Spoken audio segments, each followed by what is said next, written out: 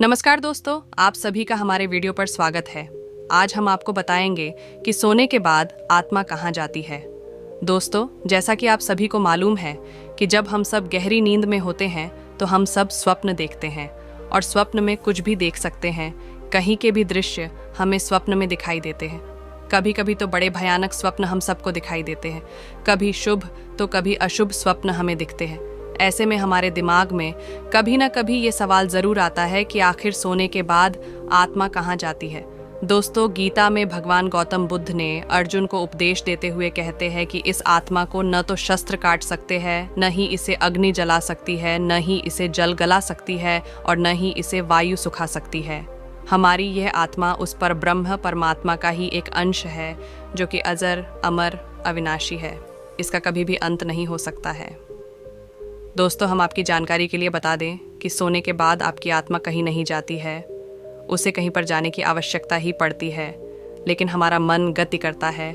इसी मन की गति को ही हम आत्मा की गति समझते हैं। सोने का मतलब आपका चेतन मन सो गया है। चेतन मन जो कि हमारे शरीर का ही एक भाग होता है। चेतन मन वह है जिसे हम जानते हैं तथा इसी के आधार पर हम अपने सारे काम करते हैं। यह हमारे मन की जागृत अवस्था होती है। हमारे मन में जितने भी अच्छे बुरे विचार आते हैं वो सब चेतन मन की ही देन है।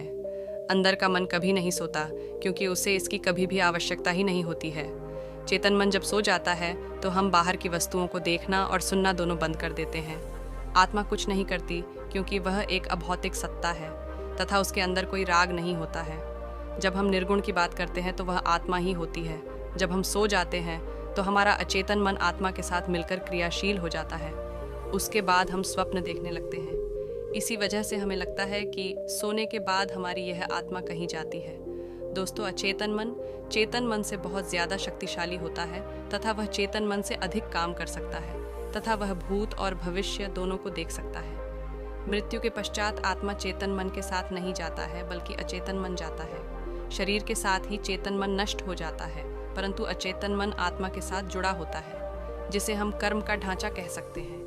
अचेतन मन एक सूचनाओं के ढेर जैसा होता है और सोने के बाद आत्मा अचेतन मन से जुड़ जाती है।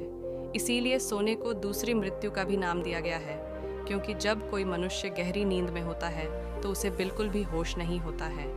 सोने के बाद आपका अचेतन मन आपकी आत्मा के साथ मिलकर भविष्य में चला जाता है तथा वह भविष्य को भी देख सकता है।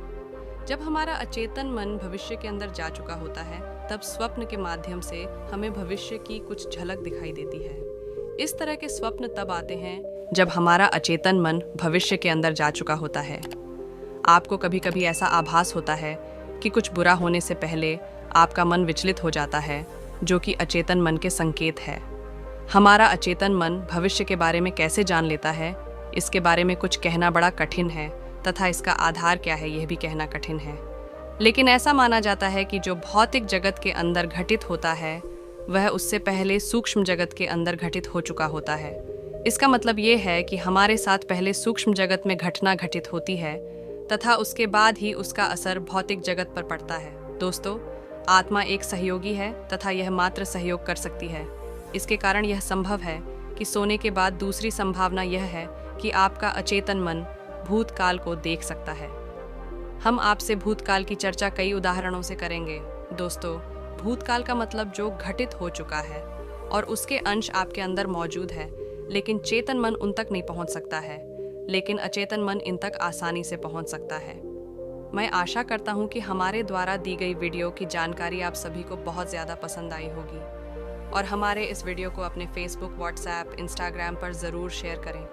आप हमारे चैनल को ज़रूर से सब्सक्राइब करें, जिससे हमारे लेटेस्ट वीडियो की नोटिफिकेशन आपको तत्काल मिल सके। आप सभी का दिन मंगलमय हो। धन्यवाद।